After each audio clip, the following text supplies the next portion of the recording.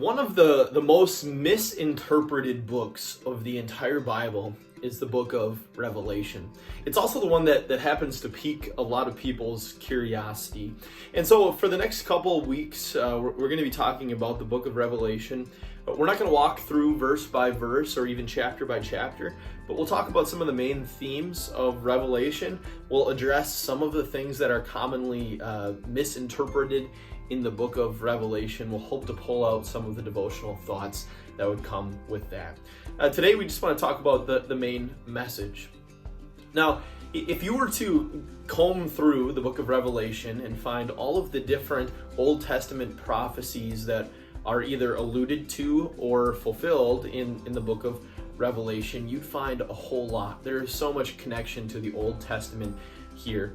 And it calls to mind the thought of the Messiah that comes from the Old Testament.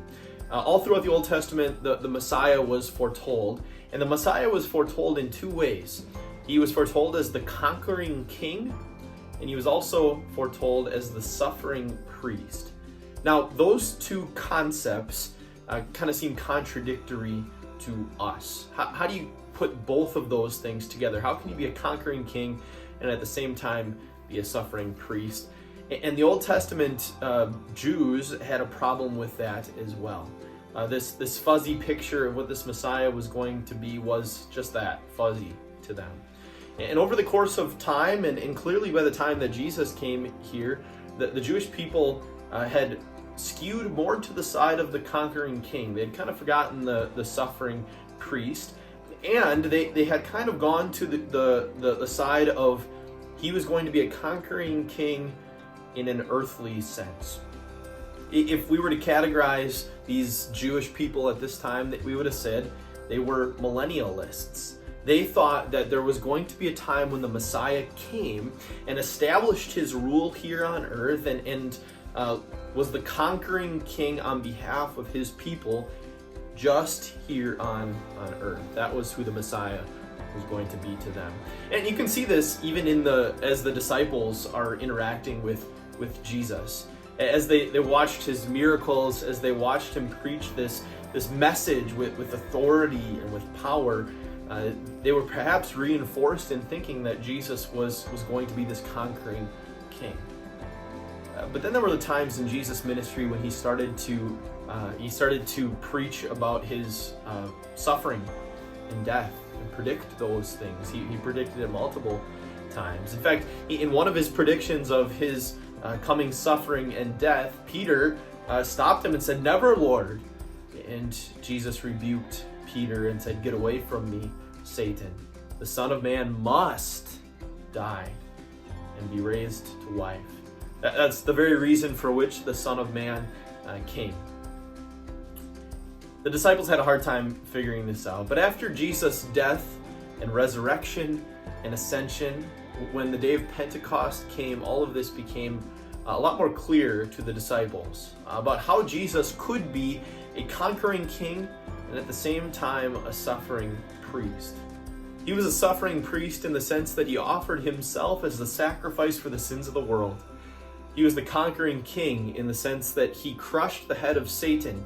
He defeated the evil forces of this world. He was victorious by his death and by his resurrection. He was victorious through his suffering. It was through that suffering that he accomplished these things. He was victorious in a spiritual sense.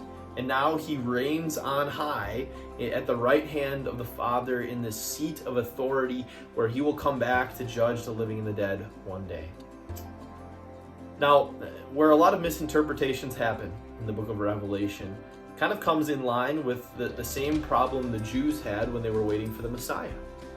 As people read the book of Revelation, they come with this false notion that Jesus is going to come back and establish this earthly throne here on earth, that for a period of time he is going to be the conquering king.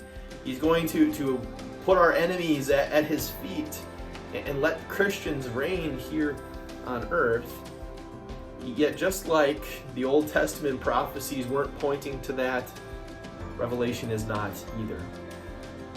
Reverend Sigbert Becker, who wrote a famous commentary on Revelation, made this comment about Revelation. He said, Revelation is the most anti-millennial book in the entire Bible.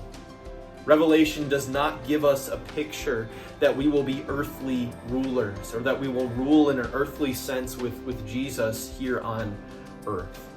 But Revelation simply tells us that Jesus has won.